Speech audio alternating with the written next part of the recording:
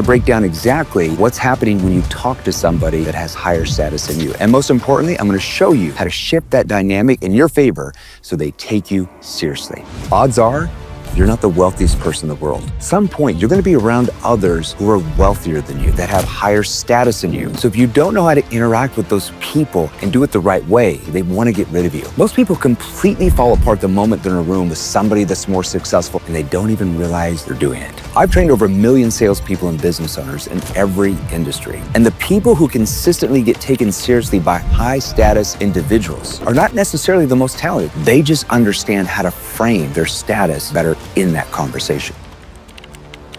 Number one, it's called the status collapse. You want to pay attention here because the moment your brain detects a social status gap in a conversation, it automatically shifts into I'm not good enough to be around this person mode. You see, the brain is wired to keep you safe. It's wired to keep you to survive. It was never built to thrive. So anytime the brain feels like you're around someone who has higher status, who has more money, who has more success, it goes into survival mode where it feels unsafe to be there, like you're not worthy. And it does that without your permission. It does that, and you notice your shoulders start to droop down. Your voice goes up at the end of sentences. You sound high-pitched. Your eyes start to wonder, look at the ground when you talk to them. Sometimes you laugh at everything they say. You agree with everything. A high-status individual, a wealthy individual, they come across that every day. They've seen that pattern hundreds of times from other people. Their brain recognizes it instantly. And the moment they do, it's over. They check out. And you've seen that before, haven't you? So what are the specific behaviors that kill your status instantly? Over-explaining your credentials. It's kind of like the guy that comes up to you and talks to you about all the boats and houses and Lambos they have. In the first 2 minutes, you don't even know them. Do you really believe them? No, because they're over-explaining it. It's like they're trying to prove to you that they have all that, which most of the time means they don't. What about name dropping to appear connected?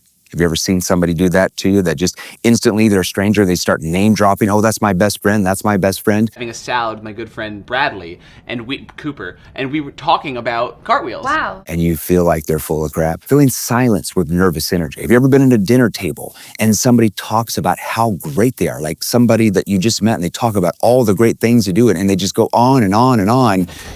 Do you really believe them after that?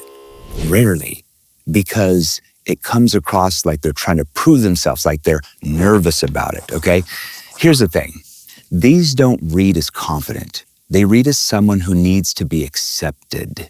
That's a completely different thing. And once you see these patterns yourself, then you know how to stop them. But you have to be able to see them first and be able to recognize them. Number two, what the high status person is actually screening for and your real objective.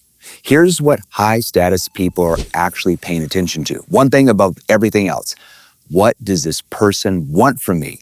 And the second they sense you want something from them, their guard instantly goes up, and almost everything most people say in these conversations accidentally triggers that filter. Now, what do magnetic people in these rooms do? They do the exact opposite. When they walk into the room, they act like they don't need anything from anyone in that room. Like they already have everything, they have options.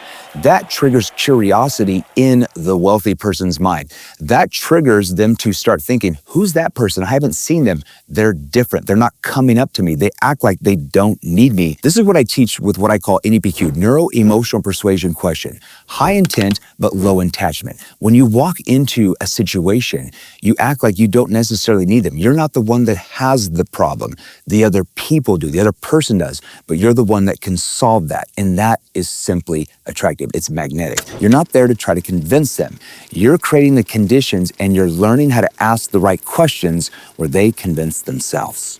And I'll tell you this, one genuinely great question signals far more intelligence and respect than 5 minutes about talking about yourself every single time. And this connects directly to what your real goal should be in these conversations, which almost everybody gets wrong. The goal is not to impress them. You'll actually do the opposite if you try.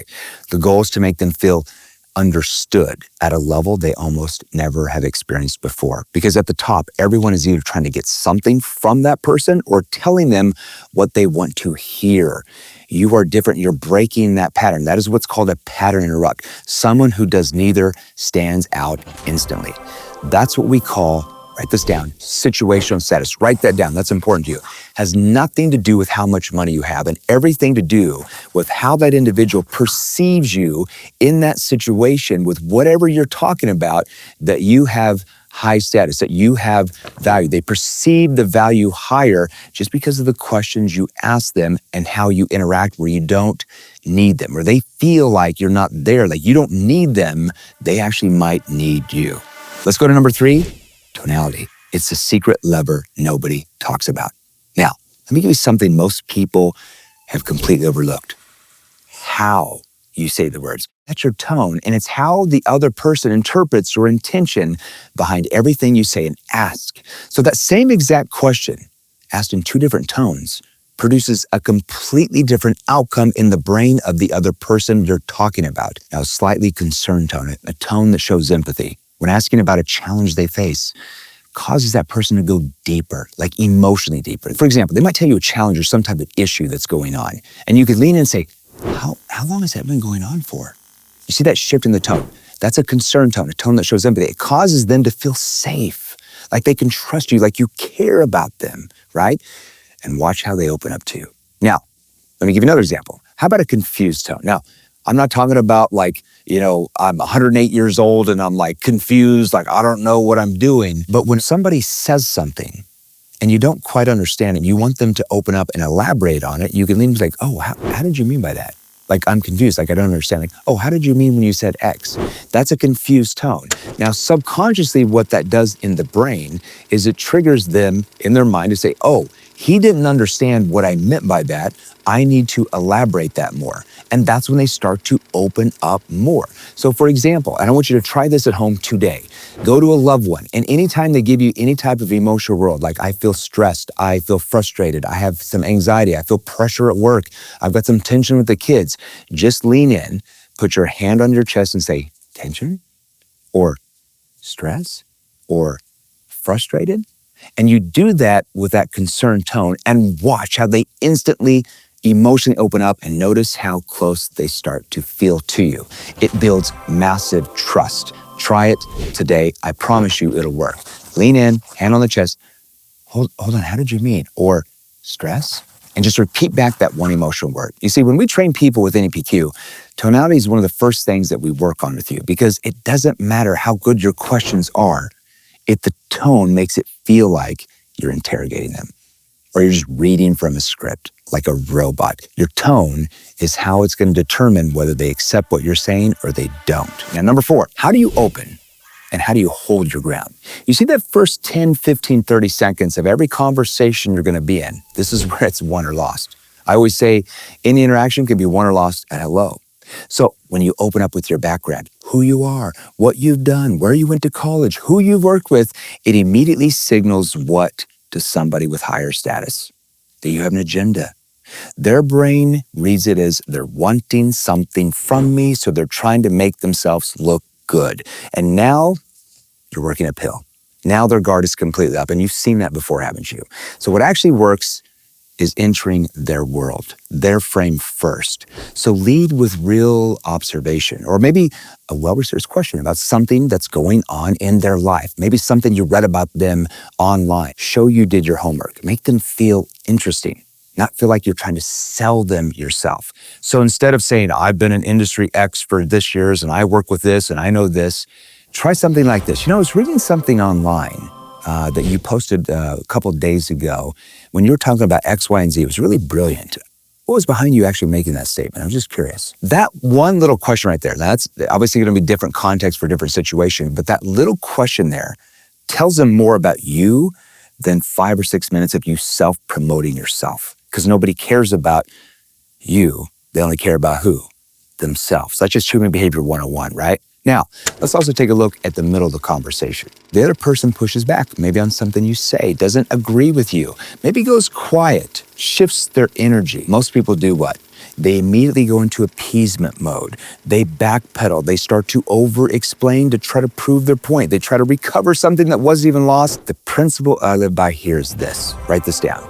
High intent, low attachment. That's called HILA, high intent, low attachment. You're going to be genuinely invested in the conversation, but completely unattached to the outcome. You don't need them. You've got options. You're not attached. And when people feel like you're not attached to what they're saying or what they're doing, they feel automatically you've got higher status than maybe what they thought before because they feel like you've got other options. You see, successful people feel when someone needs a conversation to go a certain way. You've even felt that yourself when you've talked with people maybe below you in the social status rankings, right? That neediness is something that triggers resistance every time. They see it, they feel it, and then it's over. Remember, the brain recognizes patterns. And they've seen that pattern hundreds of times before, right? So the most respected people in any room, they can hold a position under pressure, not be defensive, not be aggressive. They're just neutral. They're more relaxed. They're more calm. They're collective. They can disagree without becoming disagreeable. That's what's called intellectual confidence. And it's extremely rare, and it's something you want to master. I know you do. Number 5, what actually can change for you. When you stop trying to impress high status people or wealthier people than you are, and you start trying to genuinely understand their world, you're going to notice the whole dynamic is going to shift in your life. These people are surrounded by people who want things from them every single day. Hey, I want to pick your brain, or I want to know this. Every interaction has a transaction underneath it, and they've seen that. So when someone shows up with no agenda, and they're genuinely curious, not fake curious, but genuinely curious, that makes them feel understood. That person becomes memorable in their mind, not because of what they said about themselves, because of how they made the other person feel. Are you getting this, okay? So the real opportunities for you in your life, the introductions that you want, the partnerships that you desire, the access doesn't come from the pitch in that moment. It doesn't come from you trying to prove how good you are. It comes from the conversation a few weeks later, where they start to remember the conversation they had with that individual who they didn't even know who they were when they walked into that room. When they think about, I've been thinking about what they said, and that spurs that memory because you stood out, you interrupted the pattern that they had in their mind. You see what I'm talking about? Remember, you are who you associate yourself with. You are who you learn from. Your destiny will be decided on who you learn skills from. So one conversation handled the right way, with the right tone, with the right person, it can change the trajectory of your entire life, your business, your career, your personal life in ways that years of grinding never will. All right, so remember, here's what we covered. Now you know how most people collapse in these conversations before they start. You also know a little bit about high status people and how they're reading your patterns. You also know how to show up so that you're memorable for the right reasons. You see, none of this requires you to pretend to be someone you're not. It just requires you understanding the game well enough to play it differently than everyone else out there does. So what's your next step? Hit the subscribe button. We're going to get you more videos every week. Listen, if you're the type of person who's committed to mastering this, and you're not like all the dabblers out there who never master persuasion, influence, and how to sell, then go here right now, seventhlevelU.com. Go there right now. Link is going to be here. We just released our university a few months ago. We got thousands of people who are just like you right in there. We go live in there 3 times a day. We train you everything that's going to help you close more, persuade more, and influence at the highest level possible. And once you learn those skills, you can do anything you want in your life. Go there right now, seventhlevelU.com. I'll see you there.